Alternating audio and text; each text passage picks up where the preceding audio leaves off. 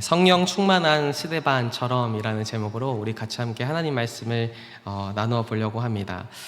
성경에 기록된 인물 중에 순교를 떠올렸을 때 반드시 가장 먼저 생각나는 사람이 있습니다. 그 사람 바로 스데반입니다. 스데반은 사도들을 대신해서 구제 사역을 하도록 뽑힌 사람 중에 이름이 가장 먼저 언급된 사람이기도 했는데요. 이 사도행전의 저자인 누가는 6장부터 7장까지 두 장을 할애해서 스데반을 주목하여 기록했는데, 스데반에 대한 성경의 첫 번째와 그리고 마지막 소개는 이렇습니다. 사도행전 6장 5절과 또 7장 55절 상반절인데요. 같이 한번 읽어보겠습니다. 온 무리가 이 말을 기뻐하여 믿음과 성령이 충만한 사람 스데반과 스데반이 성령 충만하여. 물론 그 외에도 성경은 스데반에 대해서 지혜, 믿음, 은혜와 권능이 충만한 사람으로 소개하지만, 그가 성경에 처음 언급될 때와 그리고 마지막 그의 모습을 통해서 그가 성령 충만한 사람이었음을 밝히고 있습니다. 그런데 성령이 충만하다고 해서 무조건 만사가 형통하고 모든 일이 잘 풀리지 않습니다. 오히려 성령이 충만하면 어떻죠? 더 많은 사단의 방해가 있습니다. 왜냐하면 이 사단의 사명은 어떻게 해서든 성령 충만해서 복음의 삶을 살아내려고 하는 자들을 무너뜨리는 것이 그의 사명이기 때문입니다. 성령 충만했던 이 스데반을 무너뜨리기 위해서 유대인들이 움직입니다. 먼저 그들은 사람들을 매수해서 스데반이 모세와 하나님을 모독했다라는 것을 들었다라고 거짓 증언을 하게 하고, 많은 사람들을 선동해서 결국에는 이 스데반을 공회 재판장 앞으로 끌고 갑니다. 유대인들로부터 매수된 이 거짓 증인들이 거짓 증언을 마친 후에는 대제사장이 그에게 이것이 사실이냐라고 묻습니다. 그리고 그 대제사장의 물음에 대한 스데반이 아브라함 때부터 함께 하셨던 그 하나님의 은혜가 오늘날 복음이신 예수 그리스도를 통해서 계속해서 이어졌음을 설교하는 그 내용이 바로 이 사도행전 7장의 말씀입니다. 우리는 흔히 이 사도행전 7장을 스데반의 설교라고 부르지만, 스데반은 지금 공회 앞에서 신문과 재판을 받고 있는, 어떻게 보면 피고인의 그런 역할, 그런 상황 속에 있습니다.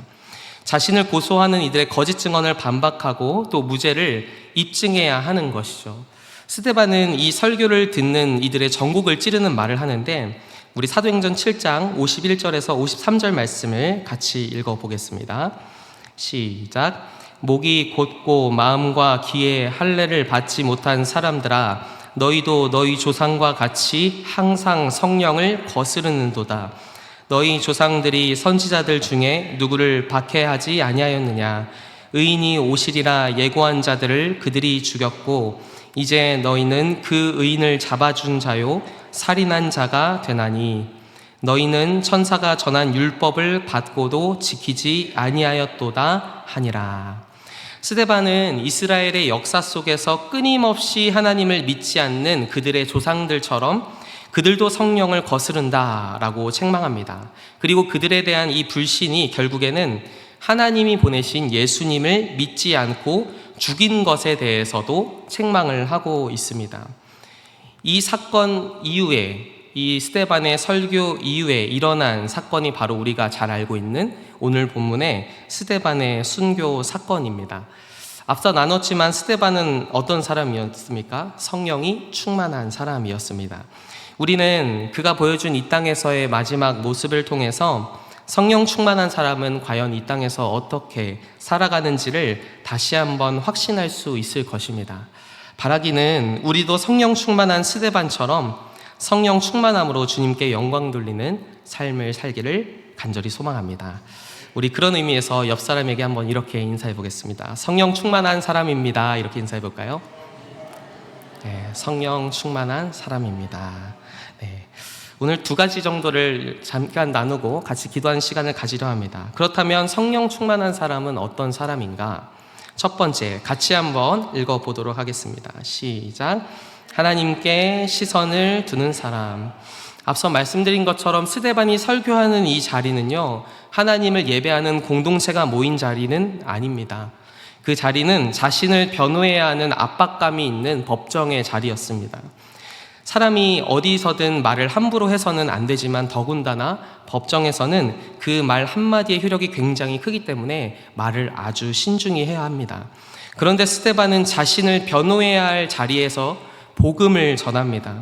모두가 자신의 입을 주목하고 있는 이때에 그는 그 입으로 복음을 전했던 것입니다. 앞서 살펴보았던 것처럼 스데반은 유대인들에게 예수를 살인한 자들이라고 책망했습니다. 도둑이 제발 저린다라는 표현처럼 오늘 본문의 유대인들은 이 스데반의 말을 듣자마자 분노했습니다. 54절을 같이 읽어보겠습니다. 시작. 그들이 이 말을 듣고 마음에 찔려 그를 향하여 이를 갈거늘. 마음에 찔렸다는 말이 단순히 문자 그대로 양심의 가책을 느꼈다라는 것은 아닙니다. 마음에 찔려라고 할 때 이 찔리다라는 원래 의미는 마음이 산산조각으로 톱질되었다라는 아주 강력한 의미를 담고 있습니다. 스데반의 말을 들은 이 유대인들은 지금 극한 분노로 마음이 완전히 뒤틀린 것을 우리가 보게 되는 것이죠. 그런 극한 분노로 유대인들은 스데반을 향해 이를 갈았습니다. 그리고 이 구절에서 마음에 찔렸다라는 표현과 이를 갈았다라는 표현이 참 흥미롭게도 미완료 과거 시제가 사용되었는데요. 이것의 의미는 스데반을 향한 그들의 분노가 스데반의 설교 이후에도 계속해서 지속되었다라는 것을 보여주고 있습니다. 여러분 혹시 누군가에게 이러한 분노의 대상 그리고 대적의 대상의 경험이 있으십니까? 여러분 그때 여러분의 심정은 어떠실까요? 속상하고 때로는 억울하고 여러분 우리 자신 또한 누군가에게 그렇게 분노할 수도 있을 것입니다. 사실 이것이 사단이 우리를 무너뜨리는 방법이라고 생각합니다. 악은 악으로 갚고 선은 선으로 갚아라는 것. 나에게 잘해준 사람은 내가 선대해주지만 나에게 잘해주지 않는 사람, 더 나아가 나를 미워하고 나를 대적하는 사람은 나는 더한 것으로 갚아주는 것. 그것이 우리가 이치적으로 세상이 말하는 논리인 것 같습니다. 그러나 주님은 우리에게 그렇게 살라하지 않으셨습니다. 로마서 12장 21절 말씀 같이 함께 읽겠습니다. 시작. 악에게 지지 말고 선으로 악을 이기라. 우리가 악을 이기는 방법은 악으로 맞서는 것 아니라 선으로 악을 맞서는 것입니다. 그렇다면 우리가 어떻게 선으로 악을 대적할 수 있을까? 이런 질문을 던질 수 있겠습니다. 그것은 바로 우리의 시선을 사람에게서, 상황에게서 하나님에게로 옮기는 것입니다. 성령 충만했던 이 스데반의 시선은 자신을 향해서 분노하고 당장이라도 죽일 듯이 이를 갈고 있는 그 유대인들을 향하지 않았습니다. 우리 55절을 같이 한번 읽어볼까요? 시작. 스데반이 성령 충만하여 하늘을 우러러 주목하여 하나님의 영광과 민 예수께서 하나님 우편에 서신 것을 보고. 스데반은 자신을 향한 분노에 찬 유대인들을 바라보지 않고 하늘로 자신의 시선을 고정시켰습니다. 아니, 그의 시선은 하늘로 향할 수밖에 없었습니다. 왜냐하면 하늘에 하나님과 하나님 우편에 서신 예수님이 계셨기 때문입니다. 그런데 그의 상황은 지금 하늘을 쳐다볼 여유가 과연 있는 상황일까요? 아닙니다. 언제 돌 맞아 죽어도 이상하지 않은 상황 속에서 이의 시선은 하늘에 계신 하나님과 예수님을 향했습니다. 뿐만 아니라 자신을 바라보고 분노하던 유대인들에게도 이렇게 말합니다. 56절입니다. 말하되 보라, 하늘이 열리고 인자가 하나님 우편에 서신 것을 보노라 한대. 스데반은 자신만 하늘을 바라보지 않고 자신을 둘러싼 많은 이들, 자신을 죽이고자 주목했던 그 사람들에게도 하늘을 보라, 예수님을 보라 라고 말합니다. 왜냐하면 이 하늘의 모습은, 그가 본 하나님의 모습은, 그가 본 하나님 우편에 선 예수님의 모습은 그가 지금까지 설교했던 예수 그리스도에 관한 설교의 한 부분이기도 했기 때문입니다. 스데반은 하늘에 계신 하나님과 예수님의 모습을 통해서 그들이 그토록 신성모독죄로 죽였던 이 예수님이 진정한 메시아, 하나님의 아들으로 다시 부활하셨음을 드러내고 있을 뿐만 아니라 지금 하나님 우편에 예수님이 서 계셨다라는 이 모습을 통해서 순교의 자리 가운데 있는 이 스데반의 그 믿음을 예수님이 인정하시고 맞아주시고 환영하신다라는 것을 그가 본 것입니다. 스데반이 하늘의 하나님과 하나님의 우편에 서신 예수님을 볼 수 있었던 것은 그가 성령 충만한 사람이었기 때문입니다. 아니, 다시 말하면 성령께서 그와 함께 하심을 그가 믿고 있었기 때문입니다. 스데반에게 있어 자신을 둘러싼 유대인의 분노보다 더 영향력이 있었던 것은 하늘의 하나님과 하나님 보좌 우편에 계신 예수님의 서신 모습이었습니다. 그의 시선이 하나님께 향했기 때문에 상황과 사람에 휘둘리지 않을 수 있었던 것입니다.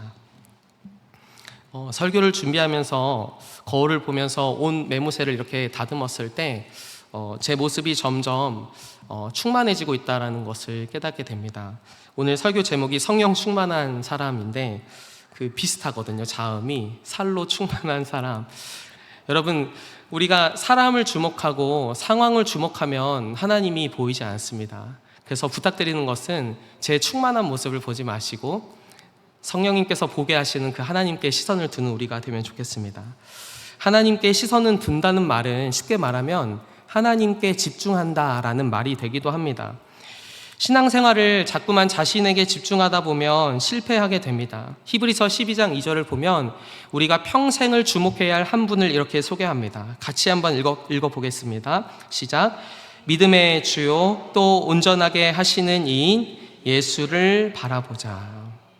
사랑하는 성도 여러분, 우리의 시선이 세상을 두지 않고 상황에 그리고 환경에 사람에 두지 않고 주님께 둘 수 있는 저와 여러분 되기를 간절히 소망합니다. 성령 충만한 사람은 항상 하나님께 주목하고 집중하는 사람입니다.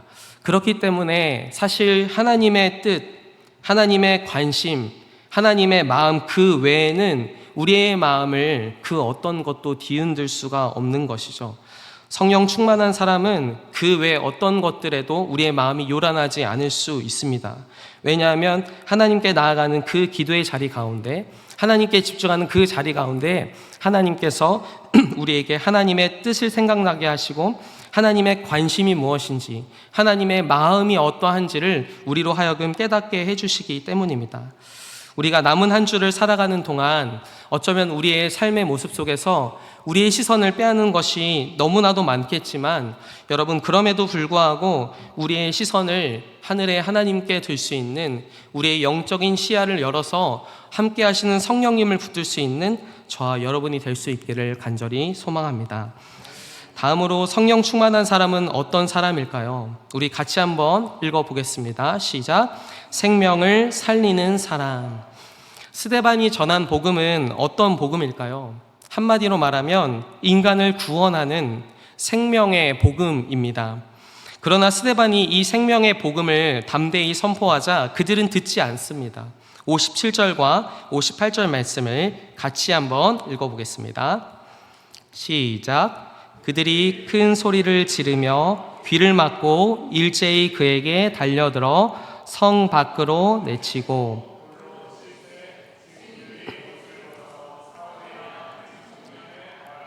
두니라. 유대인들은 스데반을 끌고 성 밖으로 나갑니다. 그들이 성 밖으로 장소를 옮긴 이유는 신성 모독이나 중대한 죄에 대해서 돌로 치는 이 형벌을 진영 밖에서 집행해야 한다는 율법의 한 문항 때문입니다. 한편 이 스데반을 신성 모독죄로 고발한 증인들이 자신의 겉옷을 벗어서 돌을 들고 스데반에게 던지기 시작합니다. 이때 그들의 겉옷을 내려놓은 한 자리 앞에 한 사람이 언급되는데 바로 사울입니다. 이 사울은 훗날 부활하신 예수님을 만나서 회심한 우리가 잘 알고 있는 바울입니다. 성경에서는 이 본문에서 처음 언급된 이 사울이 스데반의 순교 현장에 함께 있었고 이후에 그가 부활의 예수님을 만났지만 그 전까지 예수님을 믿는 자들을 핍박하고 죽이려 했던 자가 이 사울이었음을 말하고 있습니다. 그는 스데반의 죽음에 대해서도 너무나도 당연히 여겼습니다. 우리 8장 1절 말씀도 같이 읽어보겠습니다. 시작. 사울은 그가 죽임당함을 마땅히 여기더라. 그날에 예루살렘에 있는 교회에 큰 박해가 있어 사도 외에는 다 유대와 사마리아 모든 땅으로 흩어지니라. 스데반이 순교한 후에 사울은 그가 죽임당한 것이 당연하다라고 여겼습니다. 왜냐하면 그가 하나님의 이름을 모독했다라고 생각했기 때문입니다. 그런데 1절은 사울의 생각을 기록하는 것으로만 마무리하지 않죠. 스데반이 죽임을 당한 바로 그날, 사실 바로 그 날을 이야기하는 것은 아니지만 그날 이후에 초대교회에는 큰 핍박이 있고 사도들 외에는 모든 성도들이 유대와 사마리아 모든 땅으로 흩어지게 됩니다. 이 흩어짐은 자발적인 흩어짐이 아니라 강제적인 핍박에 의한 해산이지만 흩어짐을 통해서 성도들은 그 흩어진 자리에서도 복음을 전하고 복음을 믿는 자들이 아주 폭발적으로 늘어나게 되는 것이죠. 이렇게 생명을 살리는 복음이 예수님의 말씀처럼 사마리아와 땅끝까지 전해질 수 있었던 그 계기가 무엇일까요? 바로 성령 충만했던 한 사람 스데반의 순교였기 때문입니다. 자신의 목숨을 포기하면서까지 생명의 복음을 전했던 한 사람의 순교로 위대한 신약의 한 인물 바울이 세워지게 되고 예루살렘에 모여있던 교회가 흩어져 복음을 각 지역에 전하고 부흥하는 놀라운 역사가 일어나게 된 것이죠. 이제 스데반은 성 밖에서 돌로 맞으며 죽어갑니다. 그런데 스데반의 그 마지막 순간에 하나님께 그는 이렇게 기도합니다. 59절입니다. 그들이 돌로 스데반을 치니 스데반이 부르짖어 이르되 주 예수여 내 영혼을 받으시옵소서 하고, 스데반은 주 예수여 내 영혼을 받으시옵소서라고 부르짖으며 기도합니다. 여기서 부르짖다라는 이 표현은 힘이 있는 자에게 부탁하고 호소한다라는 표현입니다. 우리가 하나님께 기도하는 이유가 무엇일까요? 하나님이 내 기도를 응답해 주시는 능력이 되는 분임을 우리가 믿기 때문입니다. 스데반은 지금 하늘에서 자신을 바라보시는 예수님께 내 영혼을 받아달라라고 그렇게 간구합니다. 그런데 그의 기도가 여기서 끝나지 않습니다. 우리 그의 마지막 기도를 60절을 같이 한번 읽어보겠습니다. 시작. 무릎을 꿇고 크게 불러 이르되 주여 이 죄를 그들에게 돌리지 마옵소서. 이 말을 하고 자니라. 사도행전을 쓴 누가는 스데반의 마지막 시간에 그가 무릎을 꿇고 큰 소리로 부르짖어 기도하는 모습을 기록합니다. 그는 마지막 순간까지 기도하는 일에 최선을 다하고 있었음을 우리에게 보여줍니다. 그렇다면 그 기도의 내용은 무엇일까요? 주여 이 죄를 그들에게 돌리지 마옵소서라고 기도합니다. 자신을 향해서 이를 갈면서 죽이려고 했던 그 사람들을 위해서 지금 중보 기도하고 있는 것입니다. 나를 죽이려고 하는 사람들, 기도하는데 그들을 위해서 기도하는 것이 가능한 일일까요? 욕을 더했으면 더했지. 저는 그렇습니다. 그렇지만 스데반은 오히려 그들을 위해 기도합니다. 오늘 성경은 그 일이 분명히 가능하다라는 것을 우리에게 보여주고 있습니다. 우리가 예수님을 믿으면 예수님을 닮아가고 예수님의 사랑을 깨닫고 은혜를 깨달으면서 나도 점점 예수님의 모습을 닮아가게 되는 것입니다. 스데반의 이 순교 현장에서 그가 보여준 모습은 우리에게 굉장히 익숙하죠. 왜냐하면 지금 그의 마지막 모습은 예수님이 십자가에 달리시기 전의 마지막 모습과 굉장히 비슷하기 때문입니다. 누가복음 23장 34절과 46절 말씀 같이 읽어보겠습니다. 시작. 이에 예수께서 이르시되 아버지 저들을 사하여 주옵소서. 자기들이 하는 것을 알지 못함이니이다 하시더라. 예수께서 큰 소리로 불러 이르시되 아버지 내 영혼을 아버지 손에 부탁하나이다 하고 이 말씀을 하신 후 숨지시니라. 자신의 영혼을 주님께 부탁드리고 자신을 핍박하는 자들을 위해 중보하는 이 누가복음 23장 속의 예수님의 모습은 오늘 본문 속 스데반의 모습과 같습니다. 이처럼 성도는 영혼을 사랑하는 마음으로 그들을 위해서 기도하는 중보자가 살리는 사람이 되어야 한다라는 것입니다. 제가 나고 자란 저희 모교회에는 제가 교사로 참 교사다라고 인정하시는 한 중고등부 선생님이 계십니다. 부끄러운 고백이지만 저는 모교회에서 전도사라는 그런 직분을 맡았지만 전도사로서 보이지 말아야 할 행동을 참 많이 하고는 했습니다. 그러나 중고등부 섬기는 중고등부에 오신 이 교사 선생님은 소아마비로 한쪽 다리가 불편하심에도 불구하고 매주 불편한 몸을 이끌고 오셔서 사랑하는 아이들의 이름을 불러가며 예배 전에는 기도하시고 또 주일 반주를 아주 기쁨으로 감당하시면서 영혼을 사랑하고 섬겼던 그런 선생님이 계십니다. 올해 5월쯤에 저에게 이런 카톡으로 문자를 보내주셨는데요. 사모님, 그 옷이 참 잘 어울려요. 어디 놀러 가시는 옷 같아요. 앞으로도 그런 옷 입으시면 좋겠어요. 저에게 문자를 잘못 보내셨습니다. 그래서 제가 그때 집사님과 좀 이렇게 안부를 물으면서 이런저런 이야기를 나눴는데요.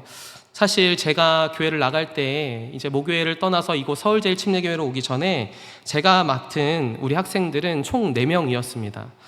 고등학생도 있었고 중학교 1학년 친구도 있었고 중학교 3학년 친구도 있었습니다.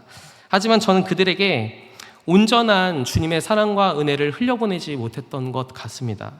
그러나 저와는 달리 그 집사님께서는 지금도 여전히 예배 전 모임 때 아이들을 위해서 아이들의 이름을 불러가면서 아이들의 기도 제목을 놓고 기도하시고 또 예배 후에는 아이들의 상황을 같이 함께 나누면서 너는 참 사랑받는 하나님의 딸이야. 너는 하나님의 아들이야. 하나님이 이번 한 주도 너를 지켜주시기를 기도할게 라고 기도하시는 참 교사셨습니다. 저는 이렇게 기도하시는 그런 좋은 교사 선생님들을 이곳 서울제일침례교회에서도 참 많이 만났습니다. 사랑하는 성도 여러분, 우리가 왜 이 복음을 전해야 할까요? 우리가 왜 기도를 해야 할까요? 그것이 생명을 살리는 길이기 때문입니다. 우리는 단순히 내 기도만 하는 것이 아니라 다른 사람의 영혼이 범사에 잘 되기를 중보할 수 있는 생명의 중보자가 되어야 할 것입니다. 뿐만 아니라 내가 복음을 전할 뿐만 아니라 내 입술을 통해서 다른 사람의 영혼을 살리는 일에 사용될 수 있다면 여러분 주저하지 마시고 남은 한 주간 하나님 내 입술을 통해서 그리고 나의 중보를 사용하셔서 우리 사랑하는 귀한 영혼들, 주의 복음이 필요한 영혼들을 살리는 사람이 되게 해달라고 간구하고 기도할 수 있는 저와 여러분이 될 수 있기를 간절히 소망합니다. 우리 시간 같이 함께 찬양 부르고 기도하도록 하겠습니다.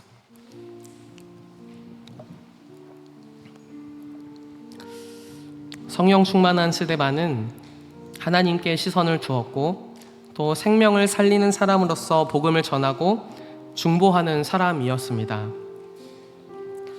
한마디로 말하면 이 스데반은 하나님의 마음을 알았던 사람이로 우리가 생각해 볼 수 있겠습니다. 성령 충만하기 때문에 내 안에 세상에 다른 생각이 아니라 어떠한 상황과 어떠한 사람을 마주해도 하나님 아버지의 마음이 나는 중요하고 하나님의 뜻을 이루는 것이 나의 삶의 목적이다. 우리가 이런 마음으로 이 시간 좀 구체적으로 결단하며 우리의 삶을 놓고 찬양 부르고 기도하면 좋겠는데요. 사람과 상황이 아니라 하나님께 시선을 둘 수 있는 우리의 신앙이 될 수 있도록 그리고 영혼을 살리기 위해 복음 전하며 중보하는 생명을 살리는 자가 될 수 있도록 그렇게 기도하시면 좋겠습니다.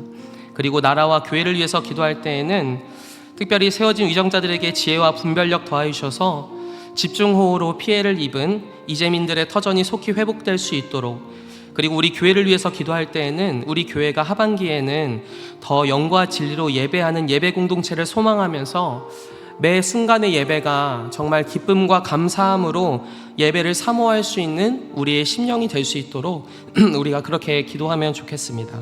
우리 그런 결단의 마음으로 이 찬양 부르면서 주님 앞에 나아가겠습니다.